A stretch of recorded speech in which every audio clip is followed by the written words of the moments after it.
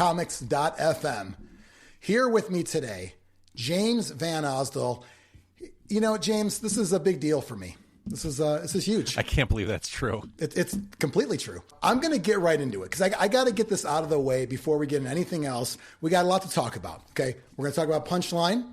It is a Batman universe, however, Joker fanatic. I'm going to start a podcast, and we're going to talk about that. And James has already he gave me some we can wrap up the episode now. It's a terrible comic book. Oh, man. Good night. Well, I have to at least say my thing, though, because it's kind of a big deal. And I got to tell you why. So we're in, I had to think for a second, 2025. It feels like the 90s were a couple weeks ago, which, you know, you were one of my guides in the 90s. Local 101 was your show. So, and we're going to get into your accolades in a second. But I got to get this thing off right out there. You were on the Zone. Mm-hmm. Okay. You guys had a contest to be a DJ. Uh-huh. And this is 100% true. I don't have a copy of it because everyone's thinking, oh, let me see the tape. I don't have it. I don't know where it is. I did make a CD though. Okay. I played you. I literally am on. I said, hey, I'm James Van. My wife played Brooke Hunter. Oh, dear God. And then I had another character. I played Brian, the Whipping Boy. And so it was my demo. I was so sure. It was like 2002 maybe. I was so sure I was going to win this. I went to my regular daytime job. It was like a call center. And I said, hey, I got to let you know, like my manager, I said, I got to let you know something.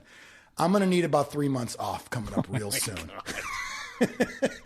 And she's like, why? I said, listen, there's a contest, but I'm pretty much a shoo-in. There's no question I got this. And it's going to happen. Once they hear this thing, it's going to be like, oh my God, 3 months. I go, you're lucky to get me back. You know, clearly I never got the phone call.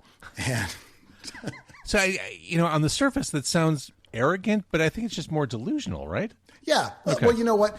Radio people have a little from column A or a little from column B. Sure. And that's what makes us who we are. You got to be a little delusional to think anybody wants to hear anything you have to say. I've never believed that. Right. And then the arrogance comes in, right? Okay. It's I'm the next Howard Stern. It's like, well, I tried to be the next JVO and I couldn't pull that off. Mainly because the original was still around. Right. That's the thing. You had so many years where it was just like, I can't get in. This guy's blocking me, Sorry. Sorry to stonewall you, stiff arm you. Yeah. So I love that station. It was great. I was Q101. I mean, I grew up. I'm a Chicago guy. I grew up with Q101, Twisted Christmas every year, Jamboree, all that kind of stuff. Yeah. And Car Con Carne, because you have the coolest theme song, by the way. I do. I honestly do. I got stock music. You've got like a professional theme song. This is clearly levels apart here, which is the frustrating thing as well. And well, podcasts have theme songs, and you hear them, and they really are vanity things because a listener doesn't really want to hear it. A listener, it does nothing for the listener, and it's not even like when you're hosting a radio show and you're playing a music bed, and it's all about building that momentum and that energy. You're just layering it into an audio editor. There really is no point to having a theme song. So my thought was, have a theme song that stood out from the pack. And so I asked a friend of mine to record something early in the life of the podcast, and it turned out great. It sounds awesome. You're right. People want to get to the action. Okay? They don't care. They don't. We're in an era where we don't want the foreplay. We can't deal with that. I don't want to listen to that stuff. And if you look at, I study podcast metrics obsessively and I've been podcasting since like 2006. People fall off, listeners fall off after about 5 minutes. Yeah. You have less than that to keep them interested. So when you dick around with a crazy theme song or some sort of, fair use thing that people don't care. They don't want to hear it. Just get right to it. We're already wasting time. We've already lost audience. Right. When it's 30 seconds and it's like, oh my God, dude, I don't want to hear your playlist. Come on, man. So James, you've got a long history in Chicago media. From Q101 and the Zone. And it's something that I always thought it was cool that you always hung on to the local factor. Yeah. You do it now with your podcast. By the way, you're over 1,000 episodes, right? I am. 1,033 as of today or something like that. Yeah. That's awesome. Is there a 666 episode or no? There is not. Okay. Who are you saving that for? Ozzy? Are you seriously asking this because you haven't heard me say this? I've heard you say it. Okay. So, no, I'm leaving it open. It seemed like a waste to just give 666 to a random independent local band or artist. I'm holding it for either Alice Cooper, Rob Zombie, or John Carpenter.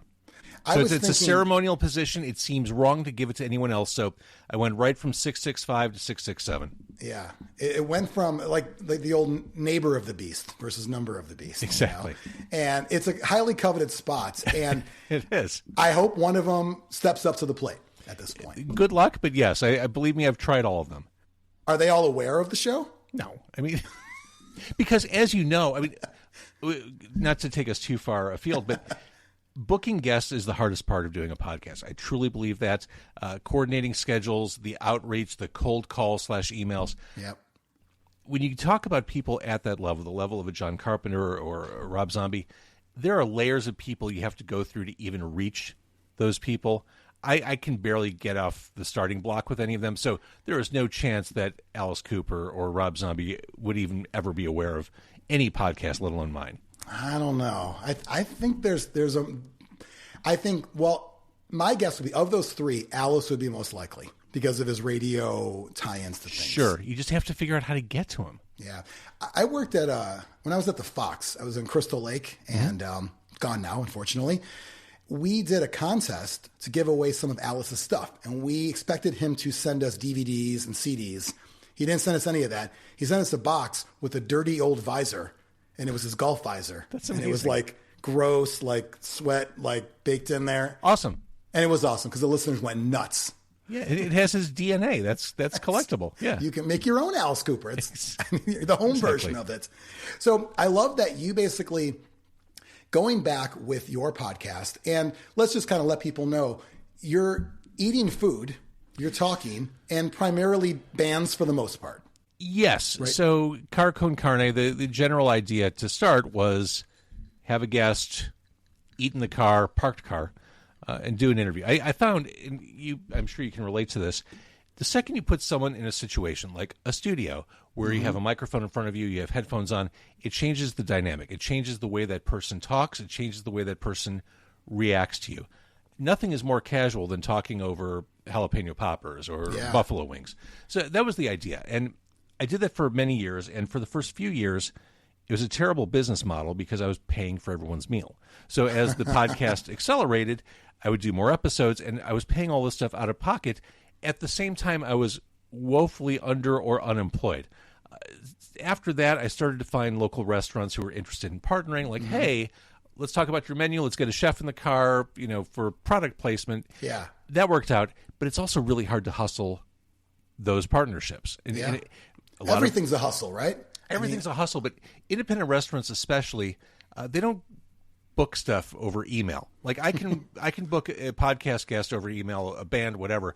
Yeah. Restaurateurs want to talk on the phone, and just it gets to the point where it's really, there just aren't enough hours in the day to coordinate this. This is the one night I'm not podcasting this week.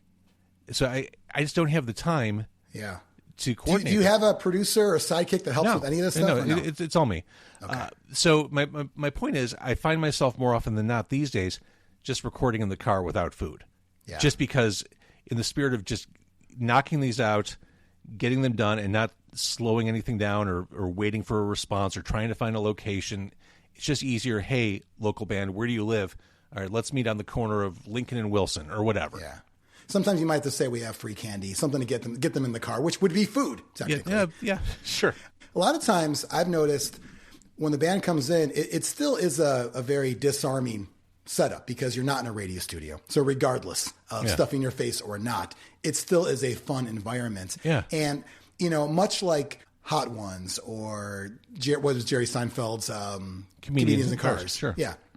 And even to my extent, I mean, I'm kind of jumping on the train too. I know radio people and I like to talk comics. And, I will say your mention about the not very profitable sending food. I was sending comics to people. You graciously said, hey, I got it online already. I was like, oh, okay.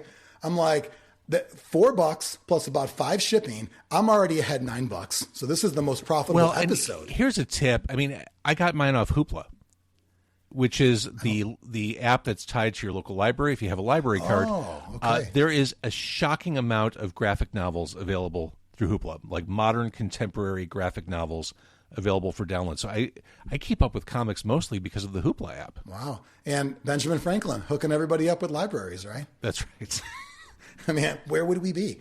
I think it's great. I collect some, not like I used to. I think you and I talked about Overstreet and the app and that kind of stuff before. And I don't collect like I used to. I don't really fish for back issues. I know you like to kind of fill your collection, right, with back issues. I do, and I took some time off. I mean, being a parent slowed down my enthusiasm for going to my local comic shop and filling those holes. Now that I've spent more time kind of inventorying my comics and using the Overstreet app, I am kind of anxious to fill some of those runs, but it's not an obsessive quest. It's not something I spend my weekends doing. It's just more of a casual thing at this point. Yeah. And it's something that with the app too, it makes it pretty easy to see what you've got. I like it because I've started collecting slabs, nothing super valuable. It's not like, I'm going to retire on this stuff. I've got like one valuable comic. It's New Mutants 98 Deadpool, which I bought before Deadpool became popular. So thankfully that one's the only one, but all the rest of them are just covers I like.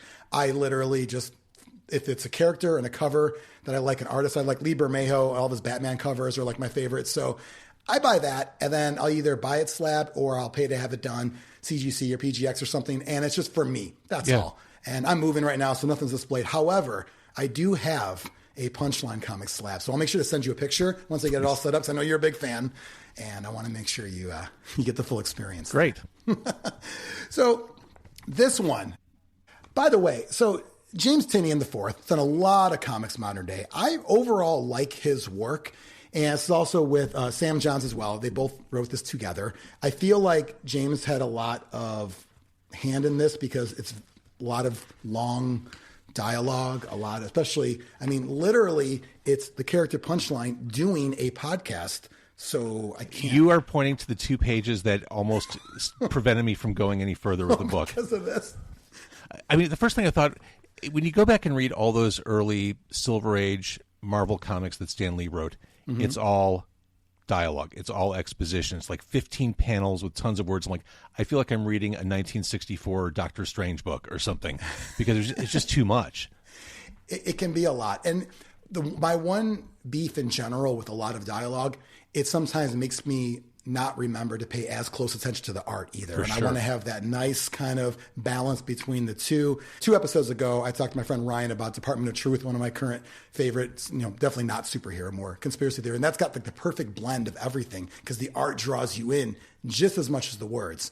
This one could have been a novel or a novella, if you will. I will. You will. The reason I picked this for you, you could probably guess, but you are a podcast aficionado. 2006, you said. I did my first one in 2009. I thought I was old school. You got me beat before I even had an iPod or Zoom or Zune, whatever I had back then. I don't even know what I had back then. But my first podcast was in 2006. It was a comic book interview podcast that I did with Q101. Oh, awesome. Were you talking to artists? Yeah. Okay. So I had like Alex Ross and artists and writers. Like guys like Tim Seeley and Darwin Cook and That's awesome. Were they calling into the studio then? I did a few in the studio and then I did a bunch. I recorded phone calls. Oh, okay. That's awesome. I think it's something that, radio, not to get too far away, but radio is now finally saying, hey, let's get our DJs to do podcasts and not pay them anything. And it's like, well, you guys are like 20 years too late. So yeah, that's, I worked in radio most recently about 4 years ago, and that was certainly, let's get our jocks to do podcasts, but it's a lot of time and investment, as you know, and when you inevitably get fired from that job, as everyone does, you don't own any of it, and you have to start over. There's no incentive unless there's money, there's no incentive for a disc jockey to start a podcast on behalf of Cumulus, iHeartRadio, etc. I would say that recently, so I left I had a full-time job at Cumulus as digital sales manager. I just recently left that. I'm moving to Florida next month for a new job, new digital marketing job, but I'm keeping my radio gig with KKFM.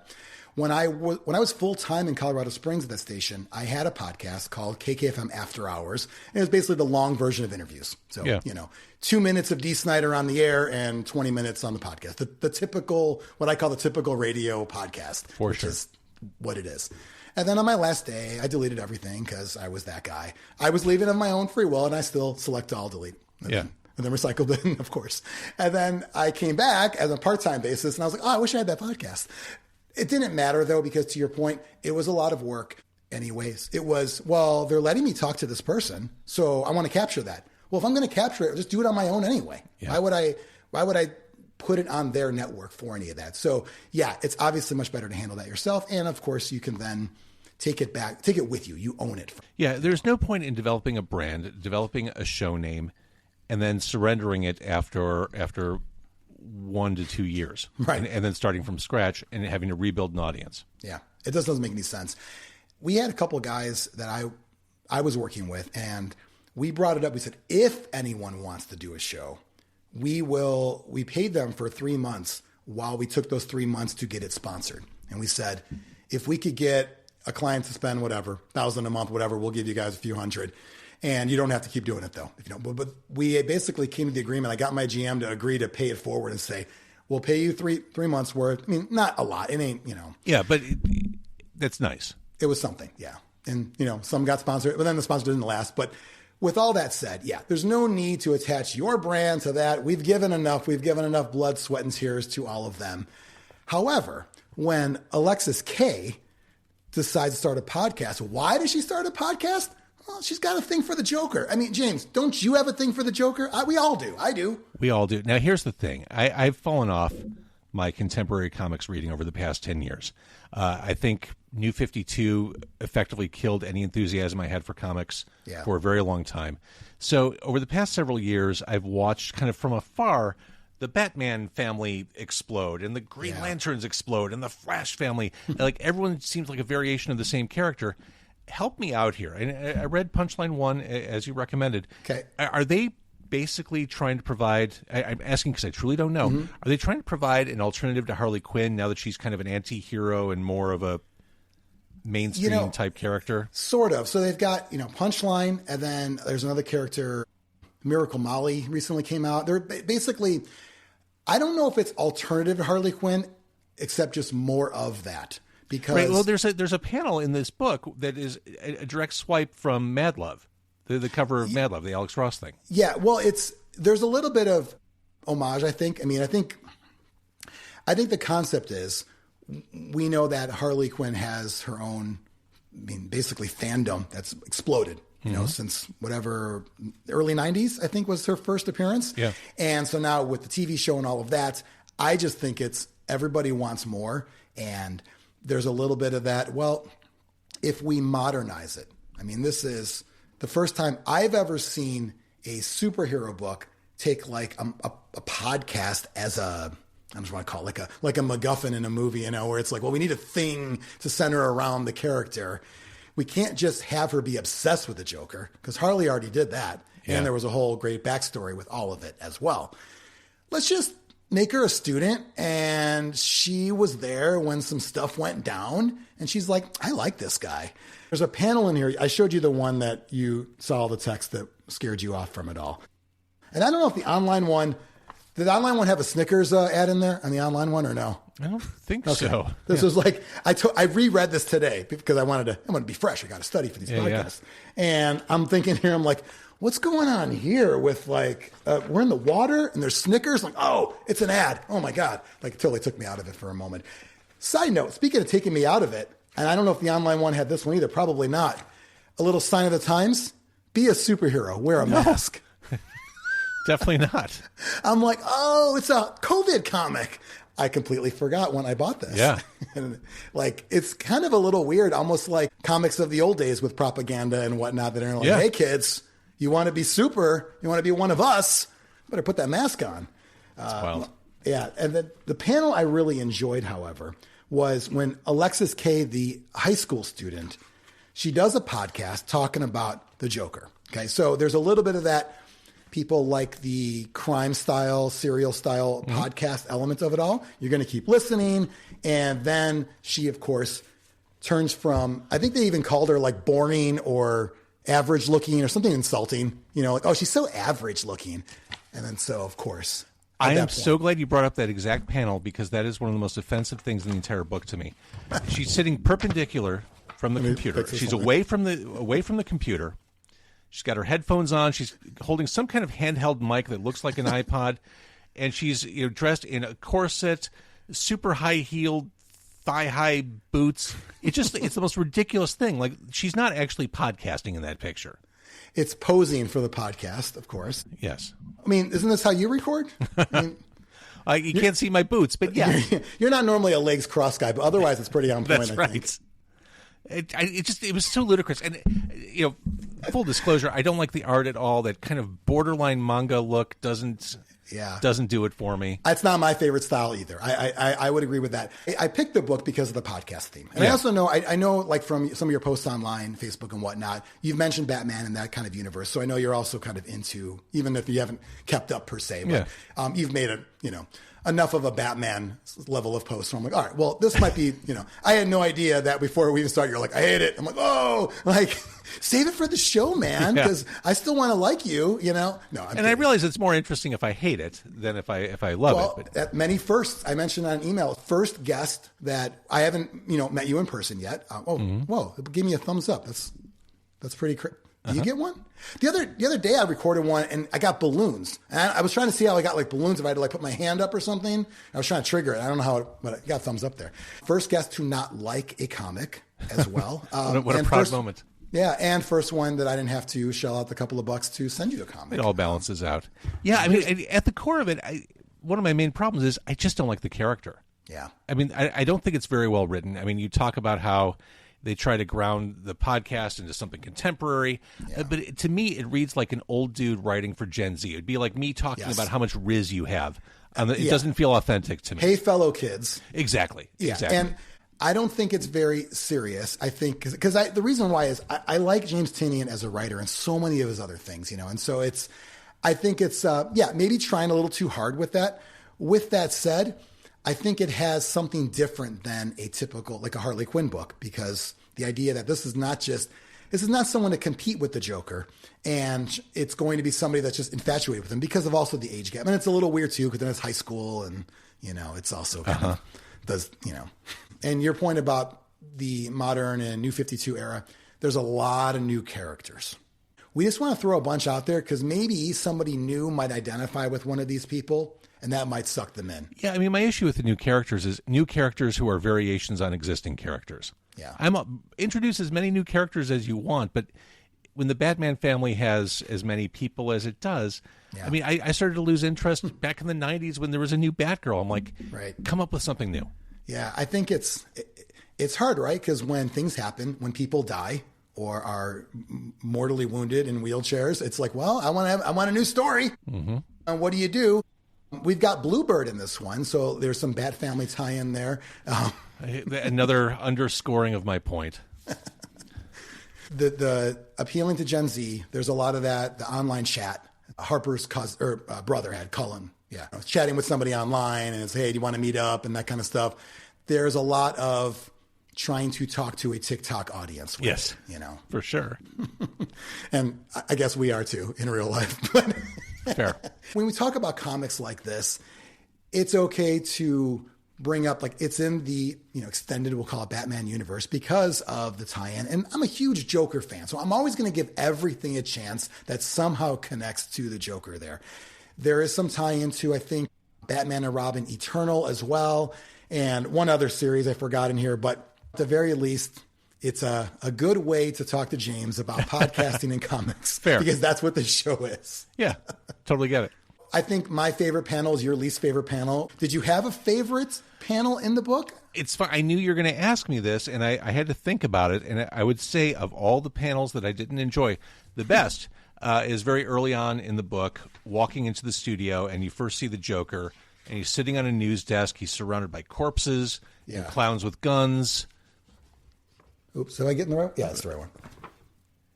Yeah, that's it. That to me is the Joker. That is very, very true to the character. It's insanity. It's violent and macabre. It was perfect. It's violent. It's pure chaos. It's very Joker, and that's what you need. And I will say, opening the book with that Because you got to also show why she got infatuated with him. She's on a school field trip or whatever to a TV station. So, I'm thinking about, I went on a lot of field trips. And if I ran into the Joker, if I went to the Museum of Science and Industry and I ran into the Joker there, I don't know. I wouldn't have known what a podcast was back then. We didn't have those back then. But I would have definitely tried to audition for the Zone back then. That would be a promise. Right.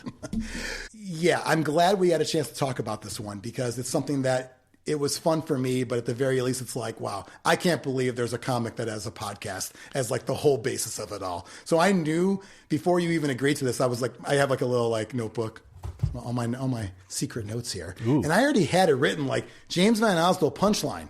Whether you like it or not, that's what we're talking about because it's a podcast. Yeah.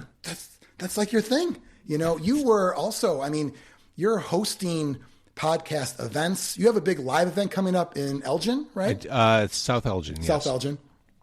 Yeah, I started doing live events last year for my 1000th episode. I did a few across the city and suburbs, bands, stand-up comedians, etc. And I enjoy doing that. They're hard to put together, but they're a lot of fun. And, it really... It's the best of both worlds. You get to do something fun in front of an audience, and then you get to capture it and release it later as a podcast. Like you get to preserve it forever, and it's really cool. So it's the first time the place I'm doing this at, Legit Dogs in South Elgin, first time they've ever done anything like this. Could be a shit show, could be great, but who knows? I like the chaos. Well, live podcasts are usually the audio's not great. Like the bar is low for live podcasts. That is very true. And so you as a longtime radio guy, and I'm sure you did a lot of remotes back in the day. Sure. And you were specialized, so to speak, in setting up live events and the show must go on and we're going to get through it. And a lot of people that do podcasts don't have that. That is true. I think it's actually going to turn out better than you think because you're going to have an innate ability to make sure this is going to sound good. Yeah. And because I'm not on the air, this isn't live on the radio. Like if stuff goes south, okay. Right. Like it's fine. And you know what? That'll be episode 1040. Well, then you know what comes next? 1041. Exactly. And it's already in the past and it's all good. It really will be fun. I've got cool bands, cool guests. It's going to be a good time. That's great. I don't know that. Are they new? And I haven't been in the Chicago area in a while, but are they a newer restaurant or bar? Or? They used to exist in downtown Elgin, and they're kind of a skater punk themed restaurant that serves just obnoxiously huge hot dogs. It's like gourmet hot dogs. So you've got a hot dog slathered in mac and cheese or whatever. You know what I'm describing. It's going to be basically it's a Kuma's Corner concept. Exactly. Heavy metal. Exactly. But yeah, it's taking hot dogs and making them just outrageous, and it's a fun place. The new facility just had their grand opening last week. Smoking Popes headlined that, and oh wow, okay. Yeah, it's a good fit for the podcast, is what I'm saying. Yeah, great fit for the podcast, and also, something cool out in the suburbs is nice to see because a lot of times. I think you made a joke on one of your episodes about taking a flight, chartering a flight out there or whatever. It was like, I was recording right by Wrigley Field, and I was thinking, okay, if I were by Southport and Addison, South Elgin would seem a little daunting. Yeah, well, there's already a built-in, me growing up as a suburbanite kid, there's already a built-in, people from the city don't want to go to the suburbs. It just doesn't normally happen. And so you got to kind of make it a little fun and kind of throw something out there. Well, one of the many things I learned working in Chicago music radio, the audience, there's a vanity that tells you that the audience is in the city and they're cool and they're hip, but the majority of the audience lives in the burbs and the exurbs. Like, go where the people are. Yeah, do cool shit in the city, but do not neglect the suburbs because that's where people are. And obviously, it sounds like a great place to be able to give you the venue to do it. They want to do something outside the box. Like you said about hustling for guests and advertisers. Who wants to do anything different? Nobody wants to go outside the box. Absolutely true. I want to check that place out. There's also, isn't there like a deli out that way that's also kind of like Rockstar kind of? Yeah, kind of. The place you're thinking of has new ownership now, and I haven't been back, but okay. Back in the day, I had my own sandwich there. Oh. Anyway, I think I know the place. Yeah. McHenry? Yeah. Okay, got it. Well, new owners, right? I was talking to my brother today about, he's like, ever since Dick Portillo sold Portillo's, like, all right, old man rant begins. For sure. It's kind of nice when there are opportunities out there for you to do that. And you've had over 1,000 episodes. I mean, some of them you got through COVID, right? You were doing episodes. That certainly accelerated my episode count because when COVID hit, like that night, because I do a podcast in my car, I thought, well, if this quarantine thing lasts for a while, it'll kill whatever momentum and goodwill I have behind the podcast. I need to keep it going somehow. And so I signed up for Zoom that night, and then I went nightly. So for a year and a half plus, I did nightly podcasts. Yeah. Oh, every night? Every night. Wow. Kind of cool. I mean, had to keep it going. Yeah, in an era when, I mean, not to dwell too much on that time, but what a weird time capsule when it comes to entertainment. I remember being on the air at KKFM in Colorado Springs and no concerts, no comedy, no nothing. And all of a sudden they say, hey, you guys, we got something coming up. We're like, what's coming up? Like, they're bringing Pauly Shore out in a trailer of the back of a pickup truck. They're going to put him on the minor league baseball field. I'm like, oh, that's a thing you wouldn't normally hear unless there's nothing else going on in the world. My God. And it was not a good interview, by the way. I'll tell you that much. I don't think it ever even made the air because it was, if I remember correctly, he didn't want to use Zoom and he wanted to call studio. I said, well, I'm not in the studio. I'm doing my show from home. I think it was phone to microphone, like one of these like phone held up to microphone. Perfect. Sounded as bad as the content was. So it was kind of like, you know. He didn't bite any of my like Buddy and Weasel jokes either, which I thought was disappointing. You know, come on, man. It's like play along. Play along. Come on. I'll tell you though that during that time, because when I look back, I was like flipping through some of your old episodes just to kind of like get a feel for what those early ones were, because I was probably turned on to it after COVID. Okay.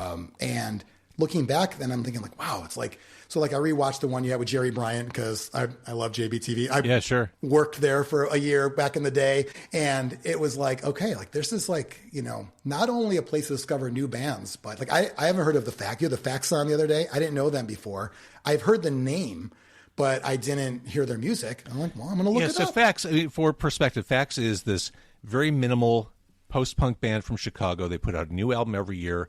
They record their albums live to tape in the studio. It's not tracked. They just perform old school, like, you know, the Four Tops are in the studio and they're just going to go live right to tape. Which nobody does. Nobody does that. Nobody does. So they're really cool. They sound amazing. What was especially interesting, I think, about this most recent album is it is literally the last thing that legendary producer Steve Albini recorded before he died. He literally recorded with them and then I think that night or the following morning passed away. So this record is it really is the last thing Steve Albini did. Yeah. And it's something that, you know, I mean, not that anybody asked for that kind of like claim to fame on that album, but it happened. So it is what it is. And so why not? And you know what? I checked them out. I didn't know of them before. I'm like, this is pretty cool. The thing about podcasting, and forgive me if I'm taking you too far in a different direction, but it's okay. I found, you know, we're talking about disc jockeys creating podcasts for radio stations and starting stuff from scratch. I really believe, and I've hinged my entire podcast on this, I really believe that for a podcast to be successful against every other of the zillion podcasts that are out there, the way to success is being hyper-local. I think it's true for radio, but I think it's also true for podcasts. I think it is untapped. I think people go into podcasting thinking big, thinking broad. Yeah. But it's that long tail approach, like that small group of highly interested people in your backyard. Talk to them. Yeah. Because no one else is, and certainly media is not. No. And I mean, local newspapers are all stringers and syndicated content. Respectfully, a lot of radio is right now. I mean, right now, if you fire up a podcast, you're pissing in the ocean. Yes. There's probably a million. I mean, at this point, it wasn't like 2006 or even 2009. And it's like, well, there's so much out there. I helped a buddy of mine. He wanted to do I'm going to do a movie show. I'm like, well, what's your hook? He's like, what do you mean? I'm like, I want to talk about movies. I'm like, dude, like, come on, man. And this is why podcasts, a lot of them don't make it a full year because there's an idea that is half-baked or has been done a million times over, and people will start getting into it and realize, oh, my God, I've got 30 people listening to each episode, and I'm spending 4 hours a week editing it. What am I doing? Yeah, well, and it's the realization of there's others doing it better.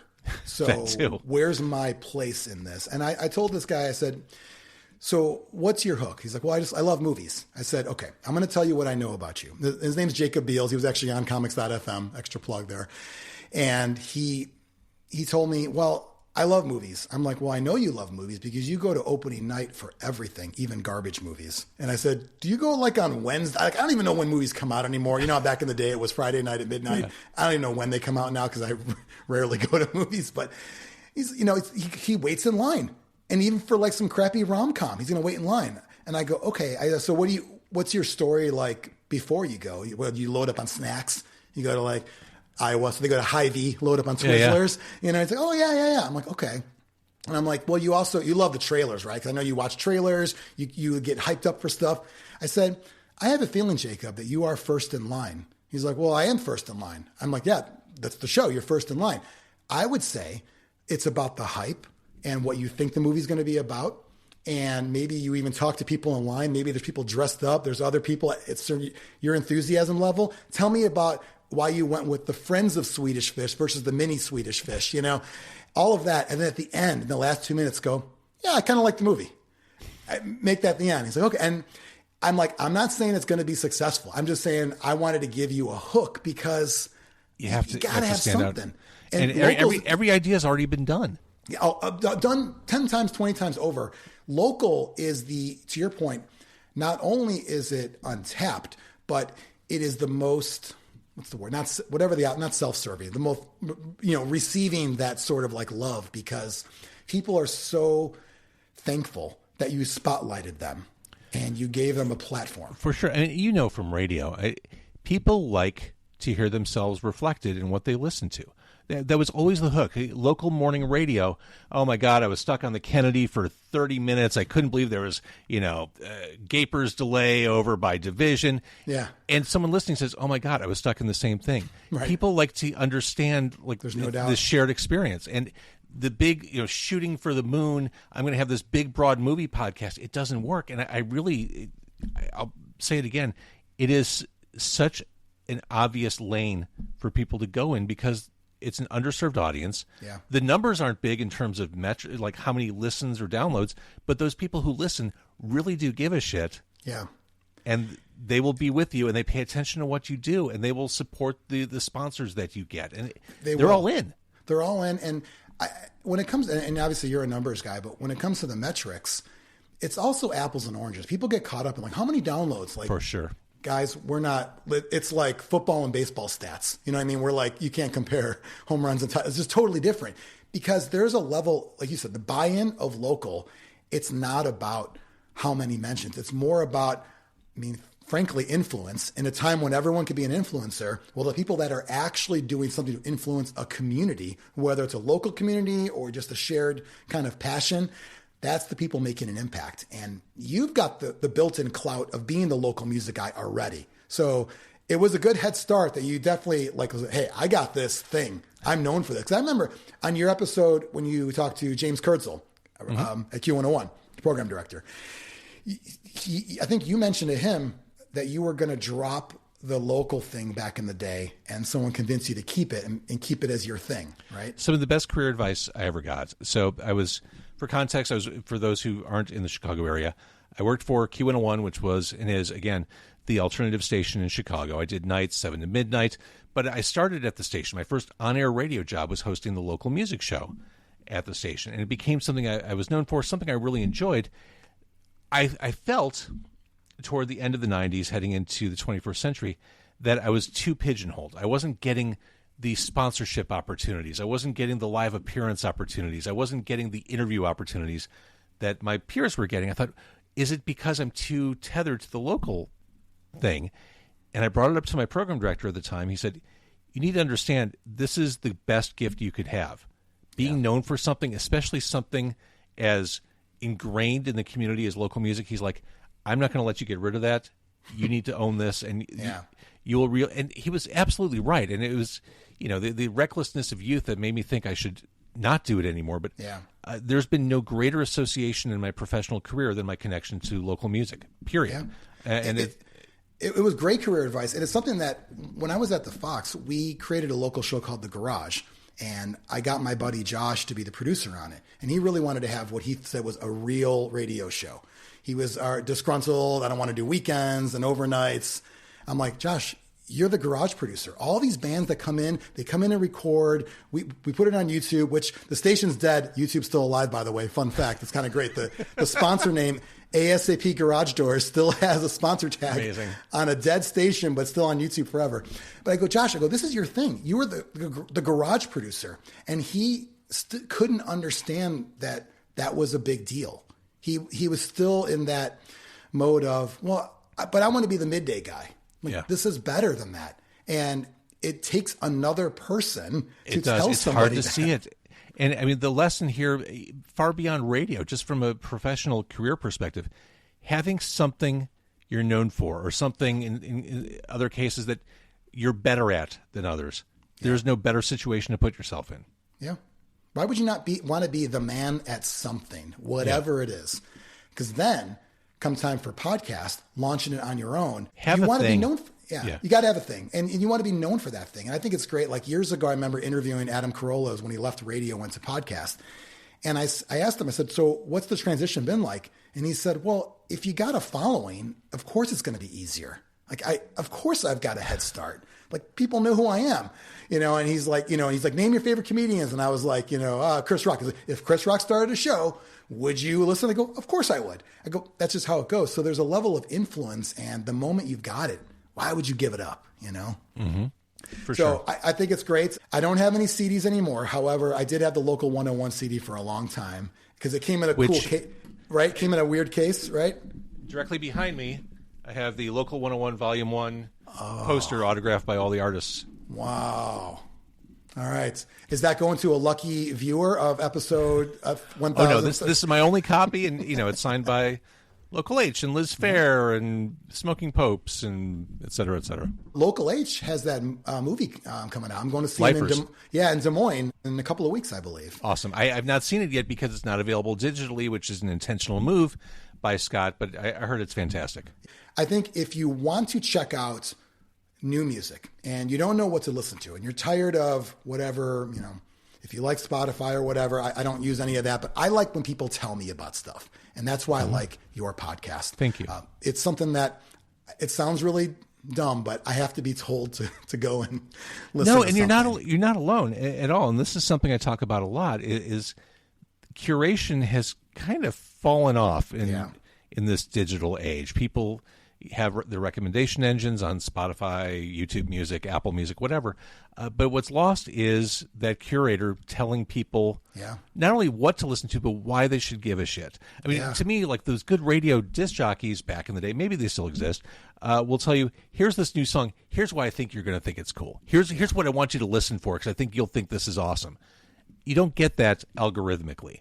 So I think curation, when you find those people who can point you in the right direction, I mean, it's a crazy time. We can access anything ever written, any music that's ever been laid to tape. You can find it on the internet, but it's hard to tunnel through and find the stuff you like. And that's where curation comes in. And that's what I try to do. Thank you for acknowledging that.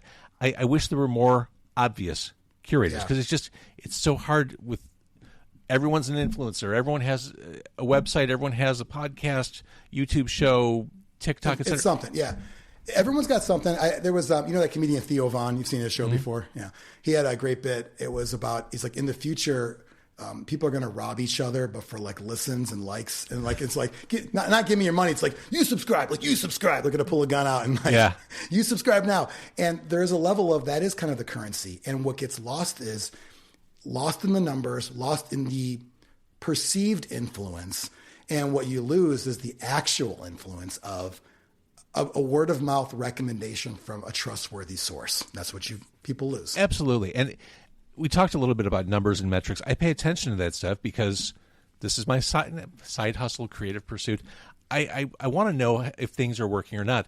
But when I say they're working in the relative frame of my podcast, these aren't huge numbers. I'm not exploding through the internet. I'm not, lighting the city on fire.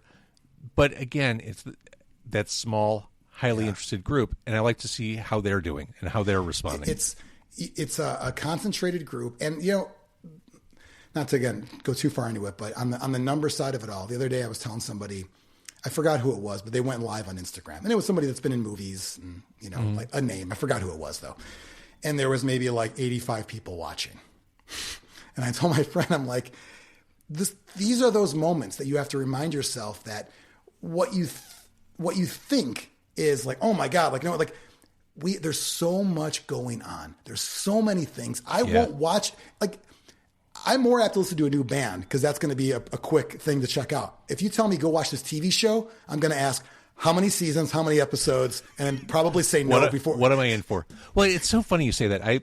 Years ago, probably 8 years ago at this point, I had Billy Corgan on the podcast in the car.